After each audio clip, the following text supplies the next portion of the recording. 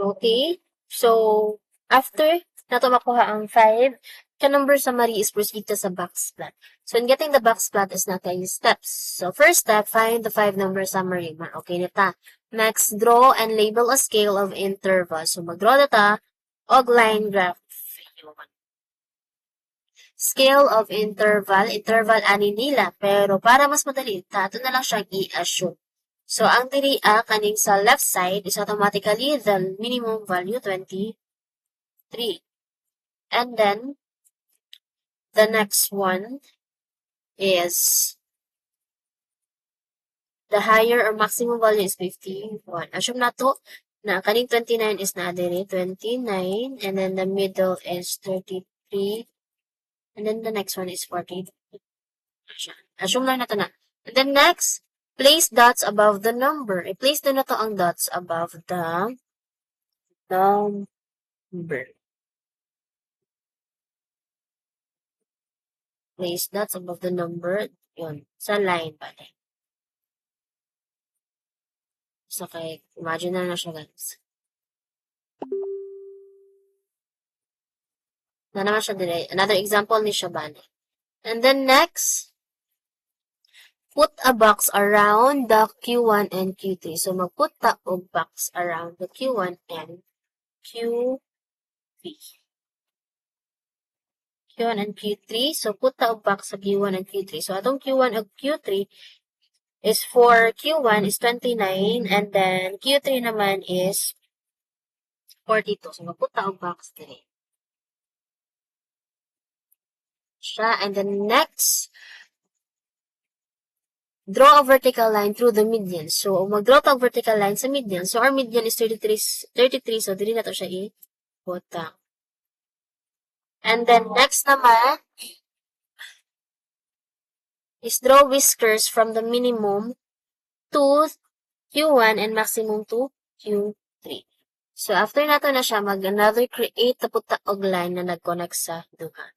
So, whiskers, meaning i-connect na to ang minimum and the Q1 and maximum and Q3. So, kani siya.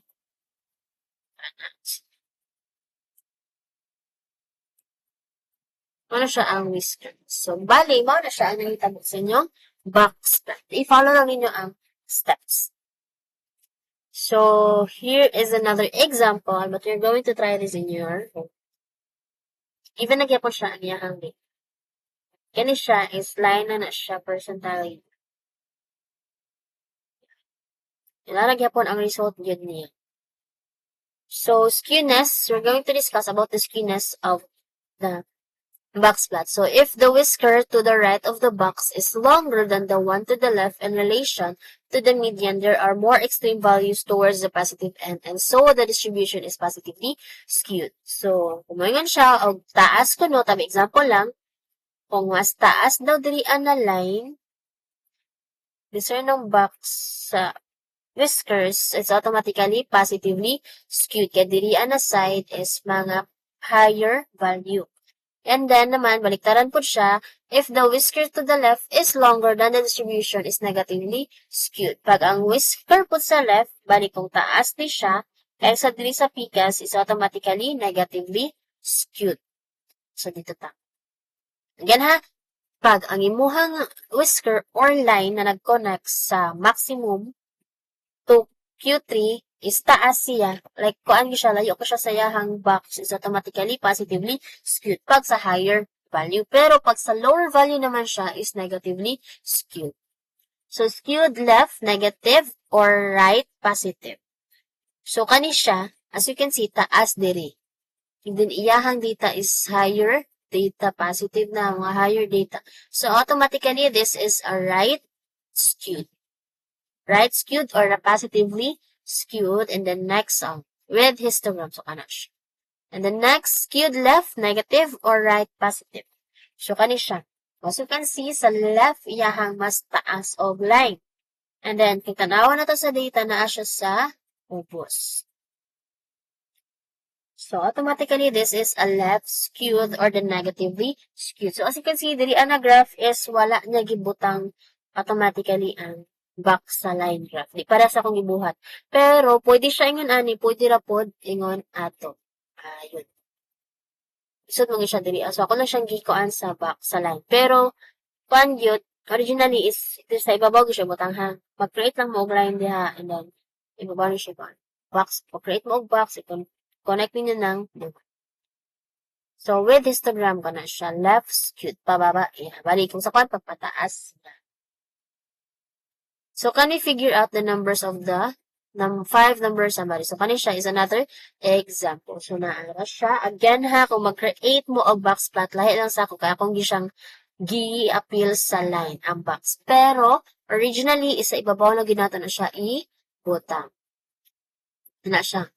So, for A, minimum is 50. Nara siya diya, nag-connect na ang whisker niya sa minimum to Q1. And then, whisker po niya sa maximum to Q3.